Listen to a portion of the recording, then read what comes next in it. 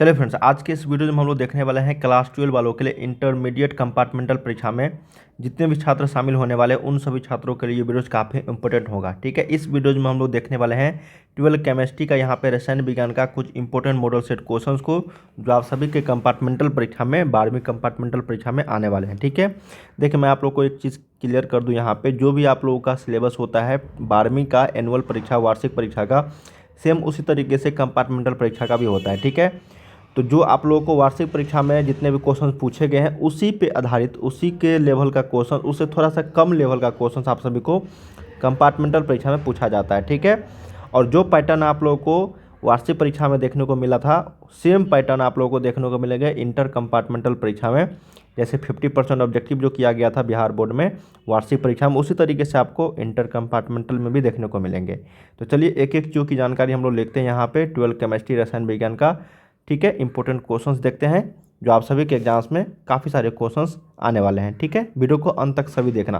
Physics, chemistry, biology, Hindi, English, mathematics सभी का मैं आप लोगों को यहाँ पे बताने वाला हूँ। तो बने रहना, चैनल को सब्सक्राइब कर लीजिएगा, बेल आइकन को प्रेस कर देना ताकि इसी तरीके से नए वीडियो लेकर आऊँगा नोटिफिकेशन आपको मिलते रहेंगे। देखो all subject objective and subjective और भी काफ़ी सारे क्वेश्चंस का प्रैक्टिस सेट करना चाहते हैं तो ये वेबसाइट का लिंक है starkstudypoint.com। इस पर आप लोग जाके देख सकते हो, लिंक आपको डिस्क्रिप्शन में दे दूंगा। ठीक है, चलिए हम लोग एक एक चीज़ की जानकारी लेते हैं, बने रहना सारे लास्ट। चलिए दोस्तों, हम लोग यहाँ पे पहला प्रश्न देखते हैं। देखिए पहला प्रश्न पूछा गया है कि निम्नलिखित में से अक्रिस्टलीय ठोस कौन सा है। देखिए ये सारे क्वेश्चन प्रीवियस ईयर्स में कंपार्टमेंटल परीक्षा वार्षिक परीक्षा में पूछे जा चुके हैं और सेम तरह के प्रश्न रहते हैं। अगर आप लोगों ने 5 सालों का प्रीवियस ईयर्स का क्वेश्चन पेपर देख लिया है तो आपको कंपार्टमेंटल परीक्षा में भी एक भी प्रश्न आप लोग को छूटेगा नहीं। ठीक है, चलिए हम लोग यहाँ पे पहला प्रश्न देखते हैं। कहा गया है कि निम्नलिखित में से जो है अक्रिस्टलीय ठोस कौन सा है। ठीक है, यही प्रश्न हम लोगों से पूछा गया है। देखिए पहला ऑप्शन है कि P4O10, दूसरा है P4, तीसरा है ग्रेफाइट, चौथा है प्लास्टिक। देखिए नॉन क्रिस्टलाइन ठोस जो होगा यहाँ पे ग्लास भी हो सकता है और प्लास्टिक भी हो सकता है। ठीक है, तो ये दोनों चीज़ों ऑप्शंस मगर देखने को मिलेंगे तो आपको लगाना है। ठीक है, प्लास्टिक और कांच या फिर ग्लास, एक का सही उत्तर क्या हो जाएगा यहाँ पे डी। चलिए सेकेंड नंबर प्रश्न देखते हैं। कहा गया है यहाँ पे कि पिंड केंद्रित घनाकार इकाई सेल में परमाणुओं की जो संख्या होती है वो कितनी होती है। देखिए कहा गया है कि बॉडी सेंटर्ड यूनिट सेल, क्या कहा गया कि बॉडी सेंटर्ड यूनिट सेल में नंबर ऑफ एटम्स परमाणुओं की संख्या जो है कितनी होती है। ये भी प्रश्न पूछे गए हैं प्रीवियस ईयर्स में, याद रखिएगा 2 होता है। क्या होता है यहाँ पे 2 होता है। ठीक है, पिंड केंद्रित घनाकार इकाई सेल में परमाणुओं की संख्या 2 होता है। देखिए जितने भी प्रश्न मैं बता रहा हूँ आप लोगों को हूबहू देखने को मिलेंगे जब भी पूछा जाएगा तो। चलिए नेक्स्ट प्रश्न देखते हैं। थर्ड नंबर कहा गया कि घनाकार क्रिस्टल में ब्रेवेश जालकों की संख्या जो होती है वो कितनी होती है। देखिए घनाकार क्रिस्टल में ब्रेवेश जालकों की जो संख्या होगी वो होती है आपका 3। कितने होते हैं 3 होती है। तो ऑप्शन नंबर यहाँ पे बी आप लोगों को याद रखना होगा, 3 का बी हो जाएगा यहाँ पे। ठीक है, चलिए फोर्थ नंबर देखते हैं। समय कम है आप लोगों के पास, जितना ज़्यादा आप लोग प्रैक्टिस कर सकते हो उतना आप लोगों के लिए बेहतर होगा। अगला है कि निम्नलिखित में से किस दोष के कारण क्रिस्टल के घनत्व में कमी होती है।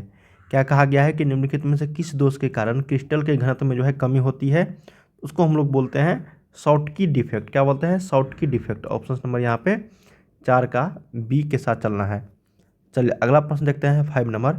कहा गया है कि मोलरता को व्यक्त किया जाता है। देखिए मोलारिटी एक होता है, मोलालिटी मोलरता, तो यहाँ पे पूछा गया है मोलरता। तो मोलरता को जो व्यक्त किया जाता है वो मोल पर लीटर में किया जाता है। क्या किया जाता है मोल पर लीटर। जो ऑप्शन नंबर आपका ए में है यही करेक्ट हो जाएगा, 5 का ए, मोल पर लीटर। ठीक है, MOL पर लीटर।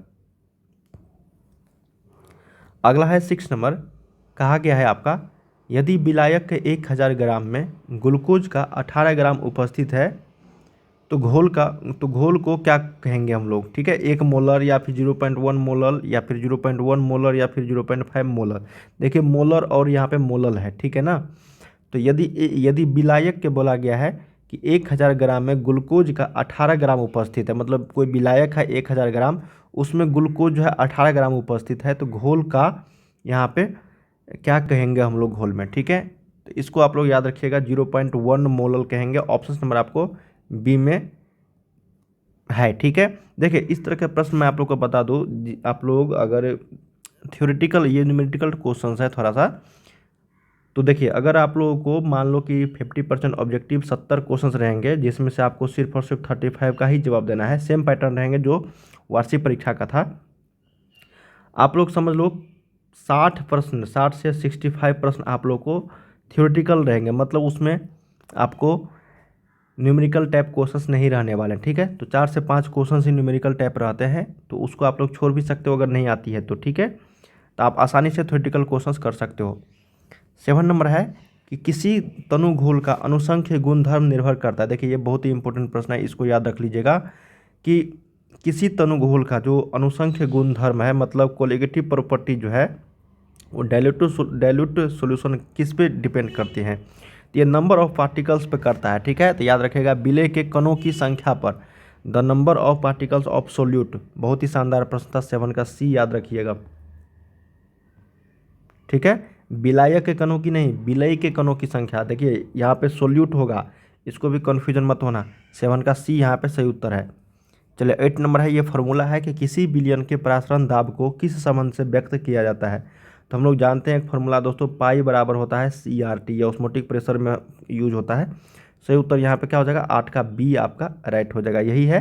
देखो ना, इसको हम लोग पाए, अब इसी को नीचे में इधर कर लिया तो ये बराबर RT बचा, यही ऑप्शन नंबर क्या हो जाएगा यहाँ पे, 8 का बी। चलिए 9 नंबर देख लेते हैं। कहा गया है कि विद्युत धारा की वह मात्रा जो CuSO4 के घोल से 1 मोल कॉपर को मुक्त करती है, उसको हम लोग क्या बोलेंगे, उसको हम लोग बोलते हैं 2 फैराडे। क्या बोलते हैं, 2 फैराडे। ऑप्शन नंबर 9 का सी। चलिए 10 नंबर प्रश्न देखते हैं, ये भी फॉर्मूला है। तो ये समीकरण पूछ दिया गया है कि फैराडे के विद्युत विच्छेदन के प्रथम नियम को, देखिए फैराडे के विद्युत विच्छेदन के प्रथम नियम को व्यक्त करने के लिए निम्नलिखित में से कौन सा सही समीकरण है। तो ये है आपका M बराबर ZCT। क्या है, ZCT। ऑप्शन नंबर बी ही आपका यहाँ पे करेक्ट हो जाएगा। फॉर्मूला है ये फैराडे के विद्युत विच्छेदन के प्रथम नियम, पूछा गया प्रश्न था। 11 नंबर है कि किसी भी विलयन की सांद्रता घटने के साथ निम्नलिखित में क्या परिवर्तन होता है। देखिए, किसी भी विलयन की अगर सांद्रता को हम लोग घटाएंगे तो उसमें जो परिवर्तन होगा, तो कोई परिवर्तन नहीं होता है किसमें, तो मोलर चालकता में। किसी भी विलयन की सांद्रता को अगर हम लोग घटाते हैं तो उसमें कोई भी परिवर्तन नहीं होगा, किसमें, तो मोलर चालकता में। ऑप्शन नंबर सी करेक्ट हो जाएगी, जो कि हर जगह मोलर चालकता है, मोलर कंडक्टेंस इन, देखो नो चेंज। ऑप्शन नंबर 11 का सी। चलिए 12 नंबर देख लेते हैं।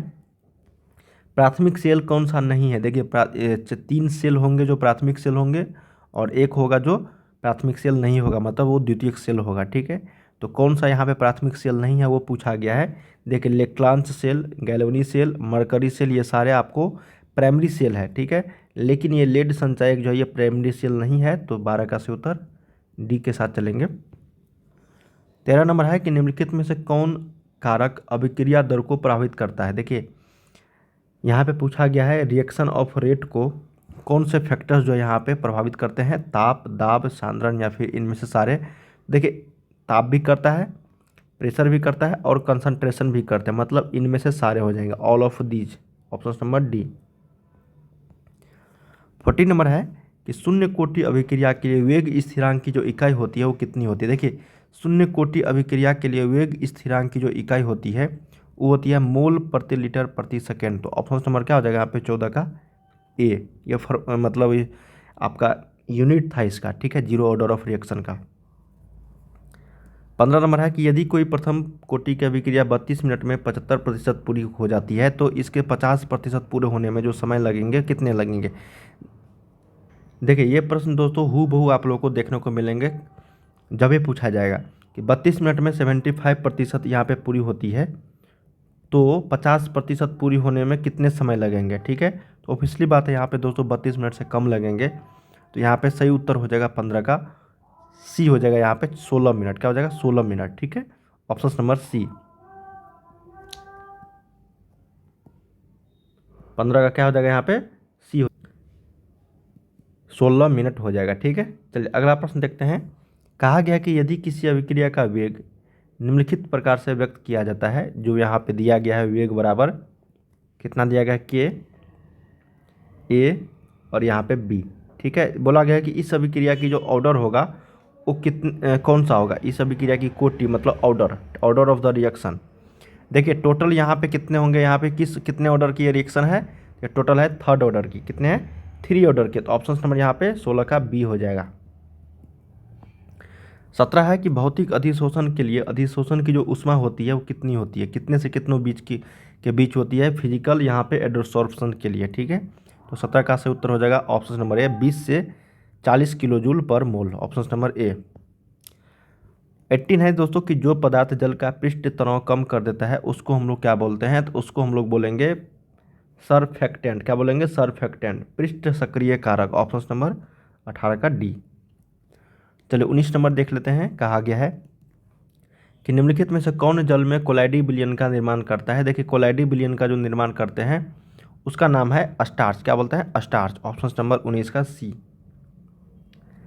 चलिए 20 नंबर देखते हैं कि निम्नलिखित में से कौन पाइसी कारक है। देखिए इमल्सीफायर जो होगा वो आपको होगा साबुन, क्या होगा सोप होगा, ऑप्शन नंबर ए करेक्ट हो जाएगी। अगला देख लेते हैं कि काला माइन निम्नलिखित में से किस धातु का अयस्क है। देखिए काला माइन जो है ये अयस्क है आपका जिंक का, किसका जिंक का, जैसे आयरन को होता है ना हेमेटाइट मैग्नेटाइट, ठीक है, उसी तरीके से एल्युमिनियम का बॉक्साइट, क्यूपरस, कॉपर का, जिंक का भी काला माइन होता है, ऑप्शन नंबर 21 का डी। 22 नंबर है कि मांड प्रक्रम के दौरान निम्नलिखित में से किस धातु का शुद्धिकरण किया जाता है, तो सही उत्तर हो जाएगा 22 का आपका निकेल, क्या होगा निकेल। अगला है कि थर्मोइट विधि में निम्नलिखित में से कौन अपकारक है। देखिए थर्मोइट विधि में जो अपकारक के फॉर्म में जो होता है वो आपका एल्युमिनियम होता है, क्या होता है एल्युमिनियम, ऑप्शन नंबर डी। अगला है 24 नंबर की लोहा धातु के निष्कर्षण के दरम्यान निम्नलिखित में से कौन धातु मल के रूप में प्राप्त होती है, तो सही उत्तर हो जाएगा CaSiO3, क्या हो जाएगा CaSiO3, 24 का सी। 25 है कि सबसे कम क्वथनांक वाली गैस जो होती है वो क्या होती है। देखिए सबसे कम क्वथनांक वाली गैस आर्गन होता है, क्या होता है आर्गन, जो निष्क्रिय गैस है, अक्रिय गैस, ठीक है, इनर्ट गैस हम लोग बोलते हैं। अगला है कि निम्नलिखित में से कौन हाइड्रोजन बॉन्ड नहीं बनाता है। देखिए हाइड्रोजन बॉन्ड यहाँ पे HCl, ठीक है, वो हाइड्रोजन बॉन्ड नहीं बनाता है, ऑप्शन नंबर यहाँ पे सी हो जाएगा 26 का। अगला है यहाँ पे कि ऑक्सीजन जो और ओजोन जो है वो क्या है। देखिए ऑक्सीजन और ओजोन एक दूसरे के अपरूप है, अल्ट्रोप्स है, ऑप्शन नंबर यहाँ पे 27 का सी इज़ द राइट। चलिए अगला देख लेते हैं कि निम्नलिखित में से कौन डाइबेसिक एसिड है। देखिए द्विभाषमिक अम्ल की बात अगर करेंगे हम लोग तो H3PO3 हो जाएगा, H3PO3। अगला है कि संक्रमण तत्वों का स्थान आवर्त सारणी के अंतर्गत कौन सा है।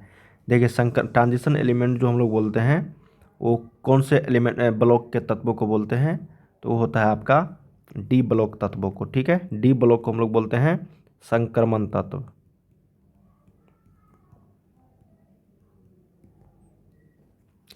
अगला देख लेते हैं कि निम्नलिखित में से कौन संक्रमण तत्व का युग्म है। देखिए संक्रमण तत्व डी ब्लॉक तत्वों को बोलते हैं, उनमें से कौन सा यहाँ पे तत्व है, दो तत्व जो कौन सा ऑप्शंस में दिया गया है वही आपको बताना है। तो देखिए कॉपर और फेरस है ना, Fe लोहा, ये आपका दोस्तों संक्रमण तत्व का युग्म है, मतलब डी ब्लॉक एलिमेंट का तत्व है। अगला है 31 कि क्रोमियम जिसका परमाणु संख्या 24 होता है उसका इलेक्ट्रॉनिक विन्यास क्या होता है। देखिए आर्गन के बाद यहाँ पे बताया गया है कि क्या होगा। देखिए सही उत्तर यहाँ पे हो जाएगा आपका 3d5 4s1, क्या होगा 3d5 4s1, आर्गन का तो होगा ही यहाँ पे, ठीक है, उसके बाद यहाँ पे 3d5 और 4s1, 18 तक सही है आर्गन का, उसके बाद का यहाँ पे बताया गया 3d5 4s1, इसको याद रखिएगा, ऑप्शन नंबर 31 का बी। अगला है यहाँ पे 32 नंबर कि निम्नलिखित में से किन तत्वों में 4f कक्षकों में इलेक्ट्रॉन क्रमबद्ध रूप से भरता है, तो उसको हम लोग बोलते हैं लेंथेनाइड सीरीज, क्या बोलते हैं लेंथेनाइड। अगला है FeCN का होल 6 के पावर 3 माइनस में Fe की ऑक्सीकरण अवस्था। देखिए ऑक्सीडेशन नंबर हमेशा पूछा जाता रहा है प्रीवियस ईयर्स में भी, इसको भी याद रखिएगा, ऑप्शन नंबर यहाँ पे हो जाएगा +3 Fe का, ठीक है, Fe का यहाँ पे क्या होगा +3 हो गया, ऑप्शन नंबर बी निकालना पड़ेगा इसको। अब देखो ये जो कंपाउंड दिया गया है इसमें हाइब्रिडेशन पूछा गया है कि किस तरह का हाइब्रिडेशन है, sp3 है, sp3d2 है, dsp2 है या फिर dsp3 है। सही उत्तर 34 का हो जाएगा option number C, dsp2 hybridisation है इस कंपाउंड में। अगला है कि विटामिन B12 में निम्नलिखित में से कौन उपस्थित रहता है। देखिए B12 में कोबाल्ट उपस्थित होता है। क्या होता है? कोबाल्ट। ऑप्शन नंबर 35 का ए। दोस्तों हम लोगों ने यहाँ पे टोटल 1 से लेकर 35 क्वेश्चन तक किए हैं। इसके आगे प्रश्न हम लोग अगले वीडियो में कवर करेंगे। इसी तरीके के हर सब्जेक्ट के आने वाले हैं क्वेश्चन। ठीक है, तो आप लोग जितने भी छात्र कंपार्टमेंटल परीक्षा देने वाले हैं चैनल को सब्सक्राइब कर लीजिएगा। चलिए मिलते हैं हम लोग अगले वीडियो में। वेबसाइट का लिंक डिस्क्रिप्शन में दिया गया, वहाँ से भी आप लोग तैयारी कर सकते हो। बाय बाय सभी।